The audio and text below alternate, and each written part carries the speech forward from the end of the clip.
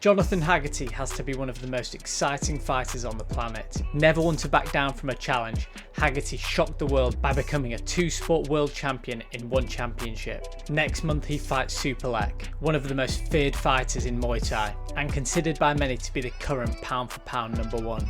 And he is the only man to have defeated Rodtang in one championship.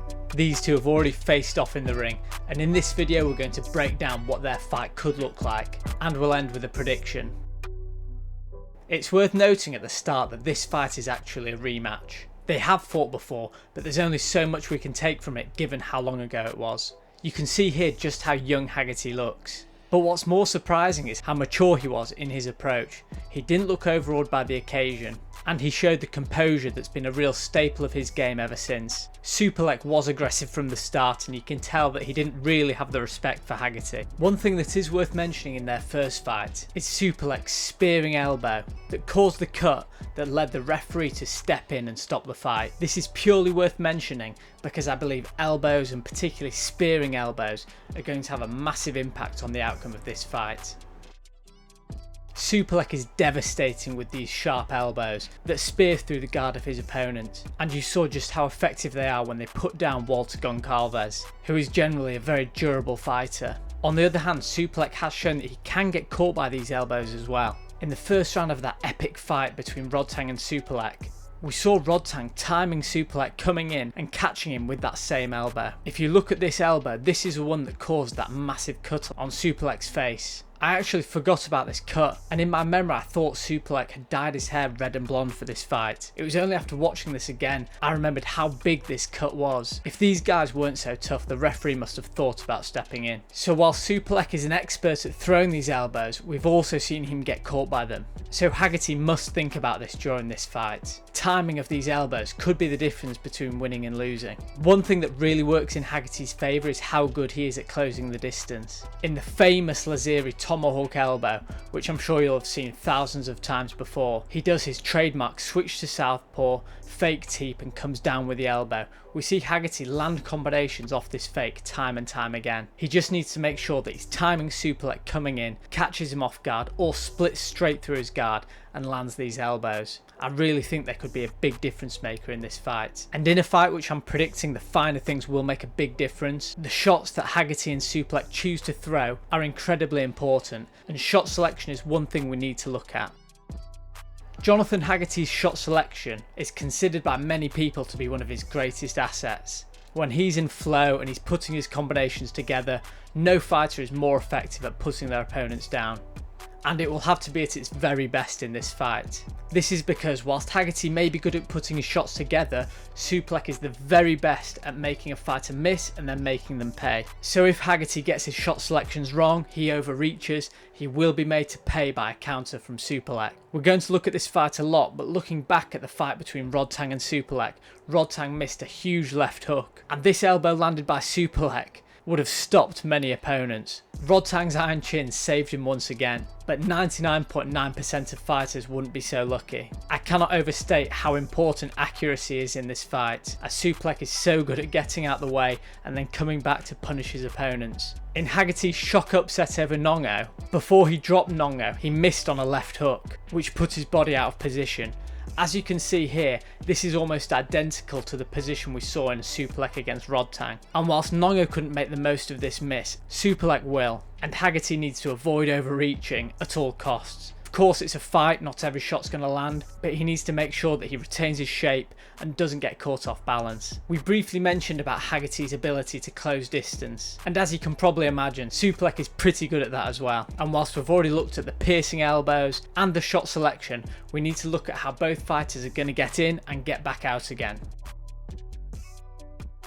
If you take a look at Jonathan Haggerty's weapons, his lead leg teep has to be in the top 3. It's so sharp, it's so dangerous, he can just flick it out, hit you in the face, hit you to the body, and he really manages distance well. I think in this fight it'll be really important for him to aim that teep at the legs. Anything to disrupt Superlek's rhythm, as we know that once he gets the timing and finds his rhythm, he's one of the most difficult fighters to stop. And if Superlek finds his rhythm and loses respect for Haggerty, we know that he's one of the best fighters at that downhill pressure. Being the #1 pound for pound fighter on the planet currently, it's hard to look at weaknesses in Superlek.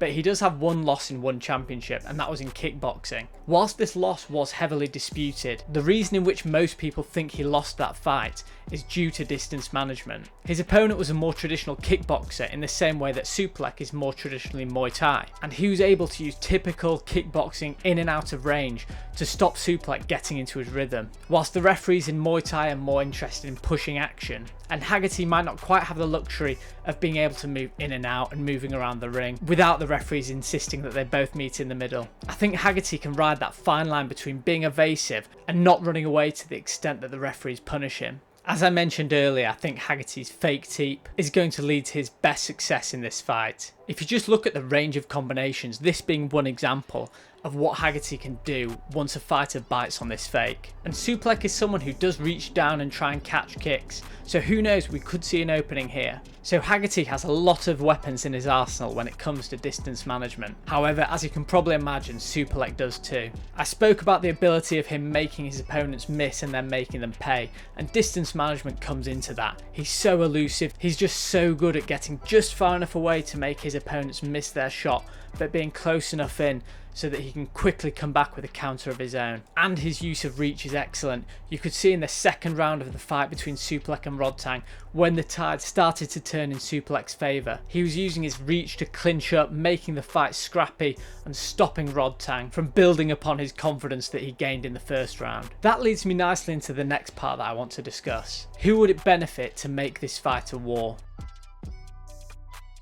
Now there's a few ways you can look at this, but we've seen it time and time again. When a fighter's getting picked off at range or not having the success with the kicks, they turn it into a phone booth fight, get up close and personal, and make the fight ugly. This is the best way to stop a fighter who's in their flow state. But who would it benefit in this fight? I think describing this fight as purely a puncher against a kicker is way too simplistic.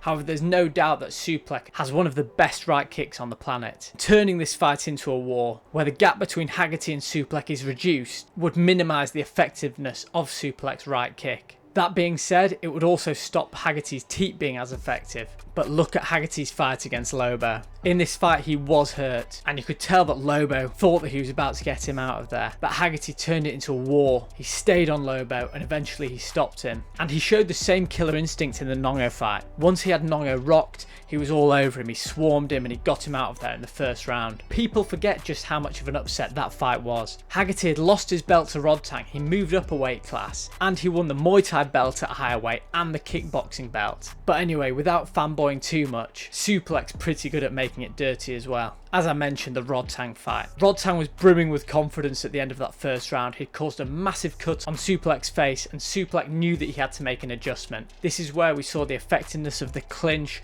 Superlek was just in Rodtang's face for the rest of the fight. And while some people dispute the outcome of this fight, I think it's clear that Superlek won it. He imposed his will on Rodtang and stole that fight. It's really tricky when you think about who it would benefit to turn this fight into a war. Superlek's generally so defensively sound, but this is normally when it's at the range that he's comfortable with. So it might be an idea for Haggerty to make this an ugly affair. And finally, before we recap, let's take a look at targeting, where each fighter should aim for to maximise their chances of success in this fight.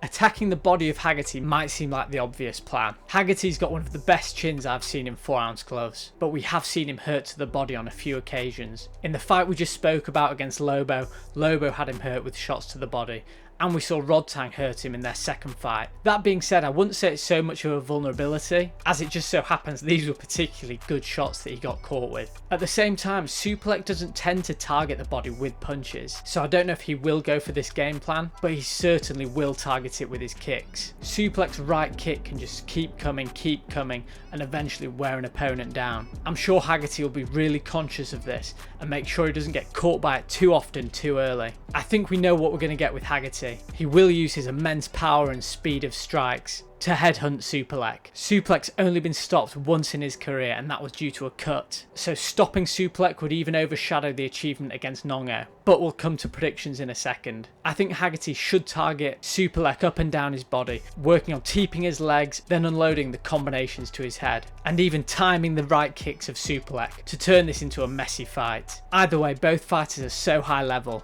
I'm sure they'll adjust their targeting throughout the fight. So to recap, the more I've looked into both fighters and done research on their recent fights, the harder this has actually been to predict. So making a prediction and summing up this fight with 2 words, it would be disruption and destruction. I think disruption is going to be so important for both fighters. Superlek can't let Haggerty let off his vicious combinations, which have stopped all of his recent opponents. Superlek might have a legendary chin, but someone has to get to it one day. And Haggerty has to disrupt Superlek's rhythm. Those front leg teeps to Superlek's leg and teeps to the body to stop Superlek's elbows coming through and right kick landing consistently are all vital. And destruction, the other part of my prediction. Superlek will be confident given their first fight that he knows what it takes to beat Haggerty. Should Haggerty not find an answer for his right kicks and counters, then Haggerty's in a world of trouble. Superlek could just pour it on Haggerty, as I mentioned before, that downhill pressure when he knows an opponent's hurt, and get him out of there. Haggerty, on the other hand, has the power to put anyone's lights out, and if he manages to stop Superlek with his hands or his feet, it would be his greatest achievement to date, and he would have to take the #1 pound for pound spot. Haggerty is a man who's never turned down a big fight, from Superlek 6 years ago when he'd barely had 10 fights, to winning the flyweight title against Samé and moving up and defeating Nongo. This fight is really too close to call. I think I'm going to have to give you the 2 most likely outcomes, and that's either Haggerty early or Superlek late. I could see the possibility of Superlek putting on a very similar performance to what he did against Rodtang, absorbing some early punishment and then steadily imposing his will on the fight. However, if Haggerty can land early and land clean, he could get Superlek out of there. I know it sounds crazy to stop a man who's never been stopped, but Haggerty just is in the purple patch of his career, and if not now, when? Either way, I cannot wait to see this fight. Let me know how you think it goes down and make sure you subscribe to the channel.